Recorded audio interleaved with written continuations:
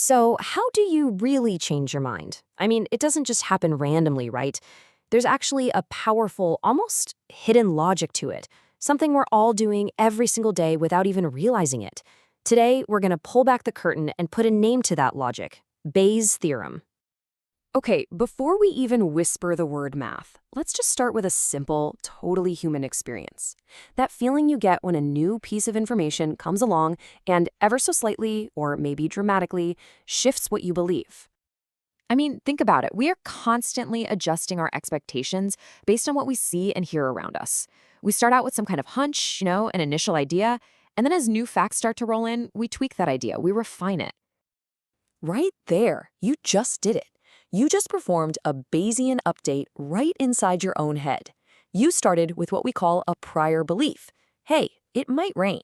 Then new evidence came in, that clap of thunder, the app alert, and you updated that belief until you were practically certain.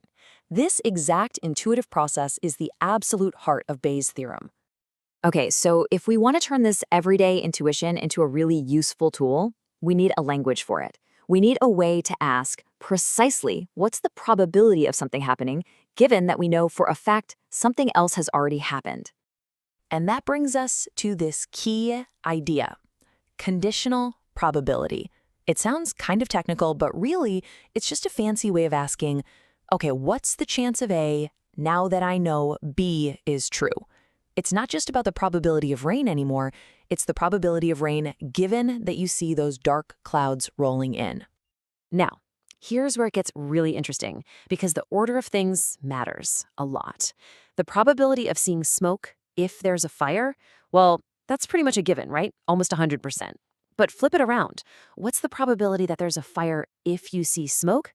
Now that's a whole different question. It's probably high, sure, but it could be a barbecue or a campfire, or heck, even a fog machine at a concert. The two are definitely related, but they are not the same thing. So, how do we connect the dots? How do we actually calculate the probability of a fire given that we see smoke? This is where the sheer genius of Bayes' theorem comes into play. It gives us a beautiful, logical formula to do exactly that. Let's build this thing up, but in plain English first. It all starts with the answer you're looking for, your new, updated belief about how the world works. Now, this new belief doesn't just pop out of thin air. It's really an update of your initial hunch, your old belief, from back before you got this new piece of information. And the size of that update, how much your mind actually changes, is all determined by just how powerful, how predictive that new piece of information really is. And here it is with the official terminology. Our updated belief, that's called the posterior. Our initial hunch is the prior. And the strength of that new evidence, that's the likelihood. So really, your new belief is just a product of what you originally thought multiplied by the power of the new facts you just learned. Simple as that. And there it is, the famous formula. Now, I know it might look a little intimidating, but it's just the exact same logic we've been talking about. That PB on the bottom, that's actually super important. All it does is represent how common the new evidence is in general. I mean, is seeing smoke a super rare event, or does it happen all the time? That context helps scale our conclusion and keeps everything in balance. It's the final piece of the puzzle. So you might be thinking, okay, it's a neat formula, but why does it cause so much debate? Well, it's because it gets at a really fundamental disagreement about what the word probability even means. So you've basically got two major schools of thought here. On one side, you have the frequentists. They see probability as something objective, something out there in the world. It's the long-run frequency of heads if you flip a coin 1,000,000 times. On the other side, you have the Bayesians. For them, probability is more personal. It's a degree of belief that you, an individual, have. And that belief can and should be updated as you learn more. For a Bayesian, you can have a probability for almost anything, not just things you can repeat over and over. And trust me, this is not just some dusty philosophical debate. It has real life or death consequences. Let's look at an actual medical study to see how this all plays out in the real world. So, the original trial was comparing two different treatments for septic shock. Using the standard frequentist approach, the researchers concluded there was no significant difference between them. But then another group of researchers came along, took the exact same data, and did a Bayesian reanalysis, and they came to a very different conclusion, as you can see in this quote.